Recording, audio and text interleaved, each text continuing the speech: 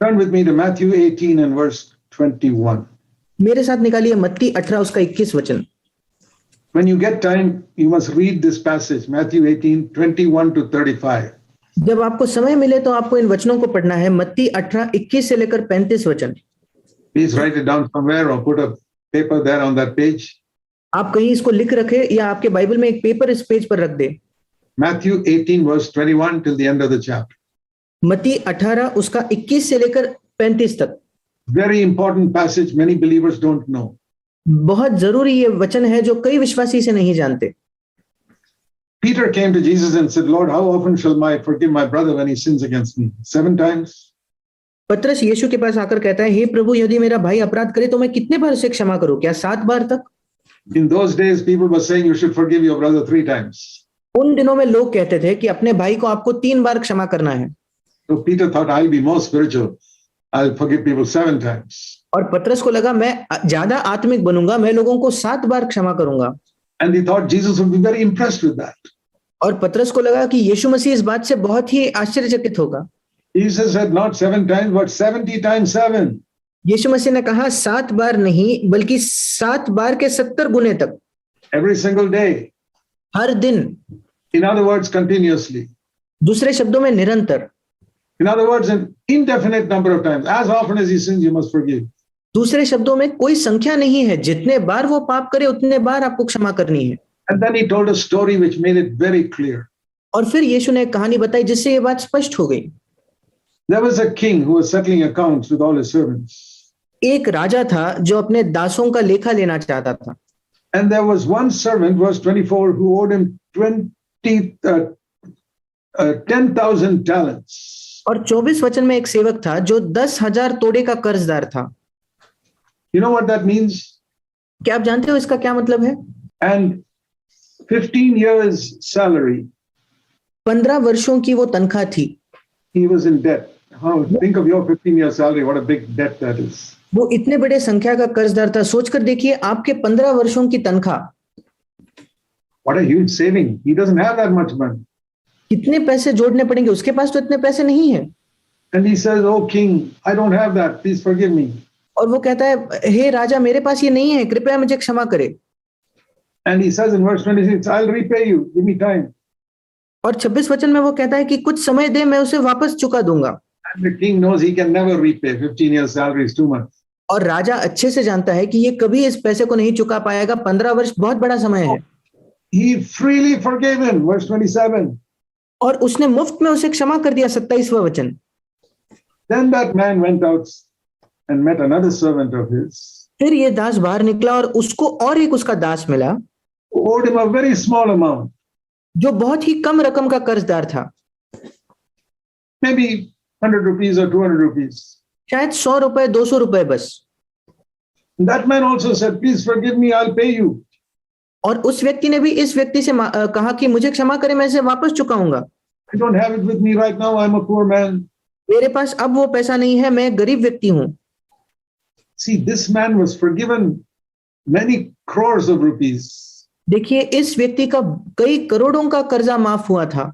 But he could not forgive this man 200 rupees. पर वो एक दूसरे व्यक्ति के 200 रुपए के कर्जे को माफ नहीं कर पाया। So, meaning is, God has forgiven you crores of sins. इसका मतलब ये है कि परमेश्वर ने आपके करोड़ों पापों की क्षमा की है। Sometimes one sin that somebody does, you keep in your mind. और कभी-कभी एक पाप जो कोई करता है, आप उसको अपने मन में रखते हो। So, we have to be like God towards other people.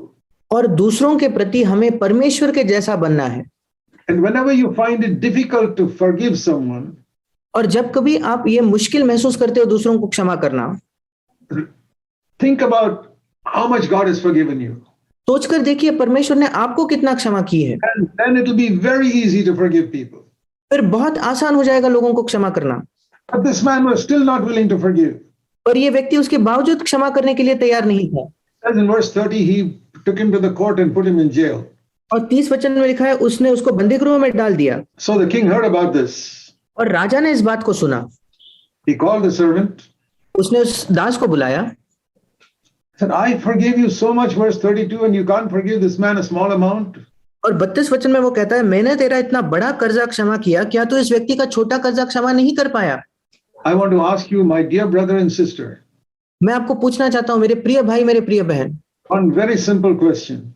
एक बहुत ही साधारण सवाल, Is God saying to you what he says here in verse 32 and 33? क्या परमेश्वर आपसे ये कह रहा है जो वो यहाँ 32-33 वचन में कहता है? Is there anybody on earth whom you have not forgiven? क्या इस पृथ्वी पर ऐसा कोई है जिसको आपने क्षमा नहीं किया है? You know what God said to this man? क्या आप जानते हो परमेश्वर ने इस मनुष्य से क्या कहा? What the king said to this man? उस राजा ने इस व्यक्ति से क्या कहा? You have to go into the prison until you pay back the whole amount. तुझे बंदी गृह में जाना पड़ेगा जब तक कि तू वो सब कर्जा भर न दे। And not only be in prison, you're going to be, verse 34, you're going to be tortured in the prison. और ना केवल तुम्हें बंदी गृह में डाला जाएगा, तुम्हें वहां दंड देने वालों के हाथ में भी सौंप दिया जाएगा। That teaches us that the sins God forgave you, he'll put it back into your account. That is the meaning of that parable. ये वचन हमें सिखाता है कि जो पाप परमेश्वर ने आपको क्षमा किए हैं वो फिर एक बार आपके खाते में डालेगा, वही इस दृष्टांत का मतलब है। I don't know whether you ever heard that truth before. मैं नहीं जानता कि आपने इस सत्य को इसके पहले सुना है या नहीं, It is so clear here पर वो यहाँ बिल्कुल स्पष्ट है that the debt which the king forgave this man, he took back that forgiveness and said, you got to pay the debt. जो कर्जा उस राजा ने इस व्यक्ति का माफ किया था, उसने फिर एक बार वो कर्जा उसके सिर रखकर कहा, तुम्हें इसको अभी वापस भरना है। And that Jesus said in relation to forgiving other people when Peter asked that question. और फिर यीशु मसीह ने जब पतरस ने पूछा था दूसरों को क्षमा करने के बारे में, उस संदर्भ में ये कहा था, Please remember it all your life. कृपया ऐसे अपने जीवन भर याद रखें। Jesus taught many things which today's preachers don't. यीशु मसीह ने ऐसी कई बातें सिखाई जो आज के प्रचारक नहीं सिखाते। So, as I was saying, here is a passage of scripture that you must always bear in mind. और जैसे मैं कह रहा था, यहाँ एक वचन है जो आपको हमेशा याद रखना है। And listen to this last word in this chapter. और इस अध्याय के जो आखिरी वचन है, आखिरी शब्द है, इसे याद रखें। Verse 35. 35 वचन, My heavenly Father, Jesus said, will do the same to you if you don't forgive your brother from your heart. मेरा स्वर्गीय पिता, यीशु मसीह ने कहा, इसी प्रकार यदि तुम में से हर एक अपने भाई को मन से क्षमा न करेगा, तो वो मेरा स्वर्गीय पिता तुम्हारे साथ वैसा ही करेगा। Heaven and earth will pass away, those words of Jesus will not pass away. स्वर्ग और पृथ्वी टल जाएगी, पर यीशु मसीह के ये शब्द नहीं टलेंगे। One day when you and I stand before Jesus Christ, एक दिन जब आप और मैं यीशु मसीह के सामने खड़े होते हैं, and he examines our life to judge us, और वो हमारे जीवन को जांचता है हमारा न्याय करने के लिए, this verse will come to your mind if you have not forgiven somebody. ये वचन आपको याद आएगा अगर आपने तब किसी को क्षमा नहीं किया है तो। Now listen to me. अब मुझे सुने। The best reason to forgive others is because God has filled our hearts with his love. दूसरे लोगों को क्षमा करने का सबसे अच्छा कारण यही है कि परमेश्वर ने हमारे हृदयों को उसके प्रेम से भरा है। But if you don't do it for that reason, पर अगर उस कारण की वजह से आप लोगों को नहीं क्षमा कर पाते, at least do it so that you don't get God's judgment. कम से कम इस कारण करें कि परमेश्वर का न्याय आप पर न आए, Because Jesus said that. क्योंकि यीशु ने ये कहा। This is a very, very important message. ये बहुत जरूरी एक संदेश है। Many people say, how can our sin be forgiven? कई लोग कहते हैं हमारे पापों की क्षमा कैसे हो सकती है। They go to 1 John 1:9. वे पहला यूहन्ना उसके 9वें वचन में जाते हैं। If we confess our sins, God is faithful to forgive us. अगर हम अपने पापों को मान ले तो परमेश्वर विश्वास योग्य है हमें क्षमा करने के लिए। But we need one more verse. पर हमें एक और वचन की जरूरत है। Along with that, उसी के साथ Matthew 6:14. मत्ती 6:14, 1 John 1:9 speaks about our confessing to God.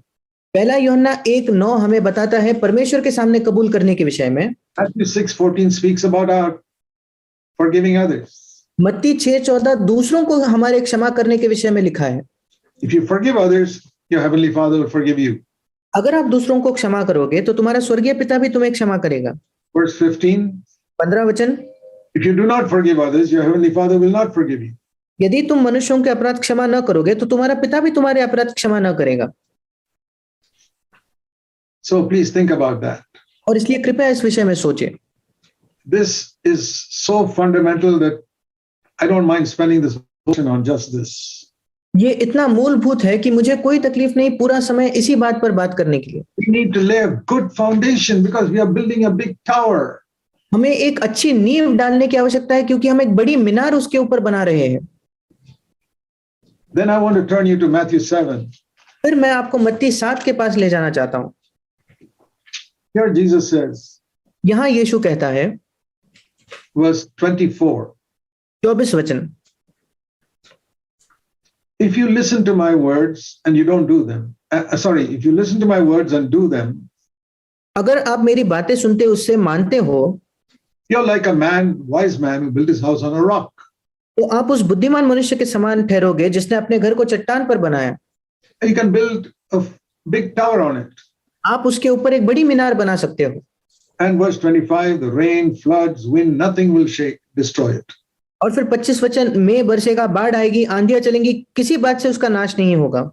But if you hear these words and don't do them, पर अगर तुम ये बातें सुनते और उस पर नहीं चलते हो तो, so we were seeing here, if you hear these words and don't do them, और अगर आप इन शब्दों को सुनते हो पर करते नहीं, Matthew 7 and verse 26, मत्ती 7 उसका 26 वचन, you are building your life on sand.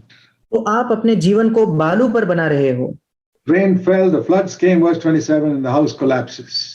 27 वचन, में बरसा, बाढ़ आई और आंधियां चली और उस घर से टकराई, वो गिरकर सत्यानाश हो गया। That means until the rain and the flood come, it looks as if the house is standing. इसका मतलब जब तक बारिश नहीं आती, आंधी नहीं चलती, ऐसा लगता है कि वो घर खड़ा है। That means until the day of judgment, you would look as if you're a good Christian.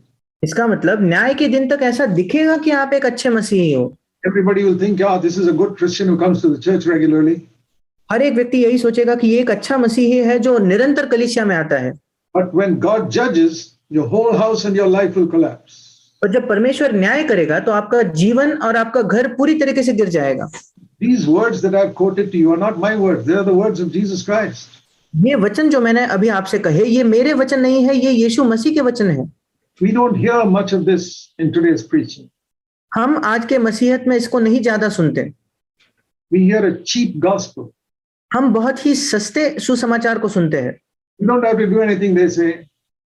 वो कहते हैं कि आपको कुछ करने की जरूरत नहीं, Just say, Lord, I'm a sinner. बस ये कहो कि प्रभु मैं एक पापी हूँ, Come into my heart. मेरे हृदय में आ जाए। And you got an insurance policy for heaven and eternally. और फिर मानो आपको अनंत काल के लिए एक इंश्योरेंस पॉलिसी मिल गई है। No, if you don't forgive others, you will not go there.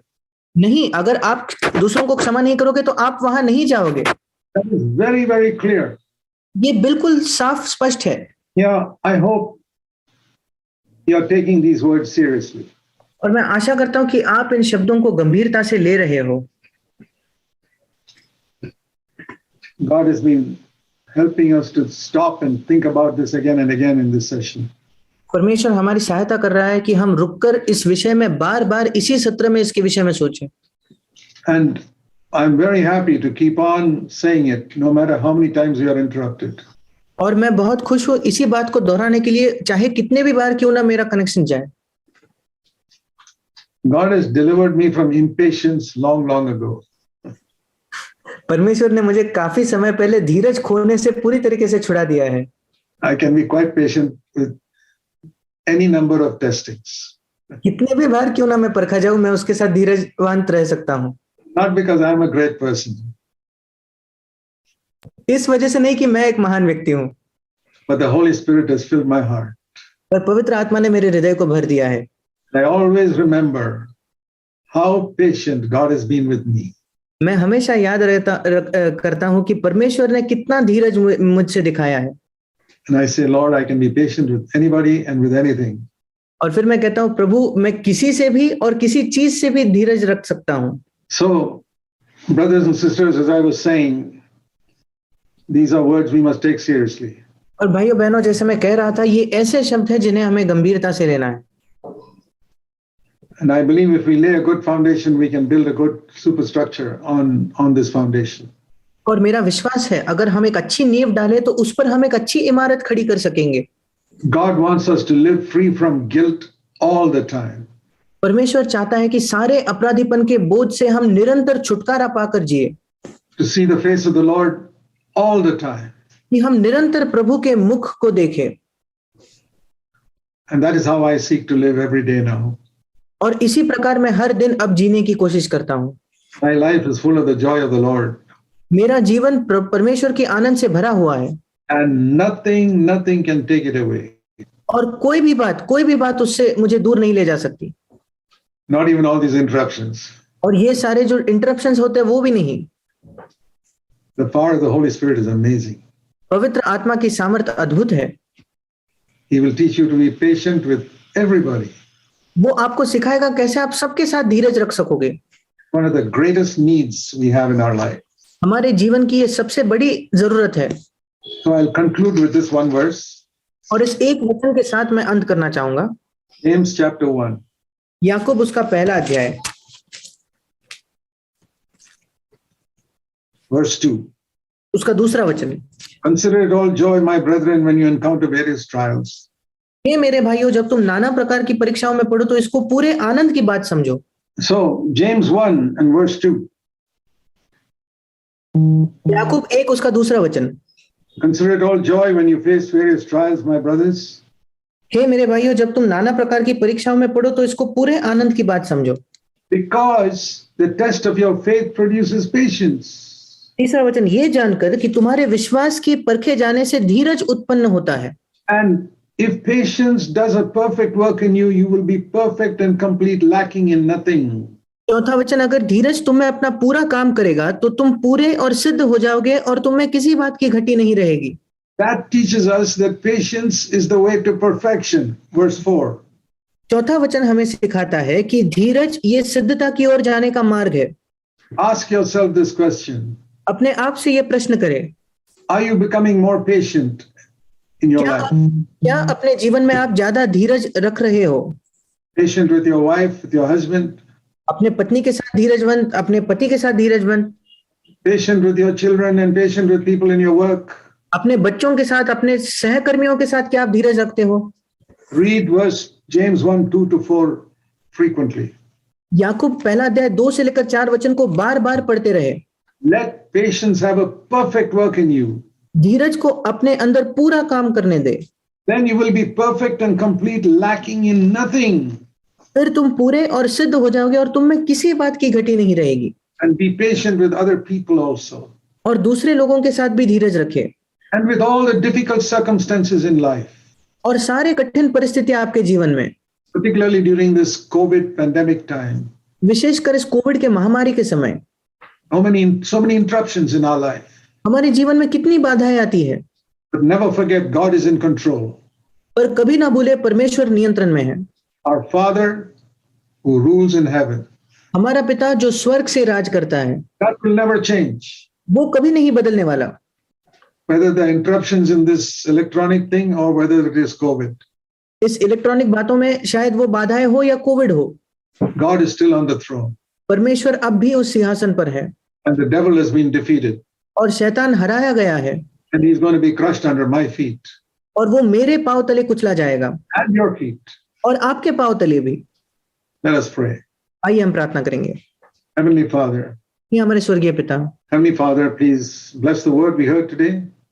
हमारे स्वर्गीय पिता, जो वचन हमने सुना उसे आशीष दे And let it bring lasting fruit in every life. और हर एक जीवन में निरंतर बने रहने वाला फल हो जाए।